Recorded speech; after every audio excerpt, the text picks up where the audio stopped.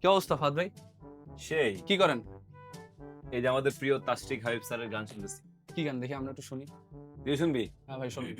আমাদের ঢাকা বিশ্ববিদ্যালয়ের টিচার না? একদম বাংলা সেই, ডিপার্টমেন্টের সেই। সেরা একজন শিক্ষক। খুব ভালো গান গান তো। হ্যাঁ, হ্যাঁ। গুরু ঘর বানাইলা কি দিয়া, দরজা জানলা কিছুই নাই, কেমনে তোমায় দেখতে পাই, গুরু ঘর বানাইলা কি দিয়া। সেই ঘর বানাইছে কিন্তু। সেই। পোলা পাইন যদি ঠিকমতো পড়ালেখা না করো, বেসিক ডেভেলপমেন্টে যদি ঠিকমতো না হয়, তাহলে এখন যেমন আমরা ওনার ঘর বানানো গান দেখে বা বানানো ঘর দেখে হাসাহাসি করতেছি, তোমরাও যে ঘরটা বানাবা সেটা দেখেও কিন্তু অন্য মানুষজন হাসাহাসি করবে।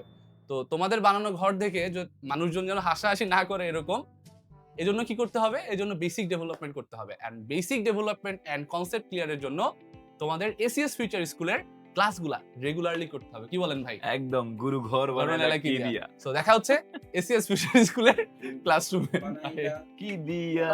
দরজা জানলা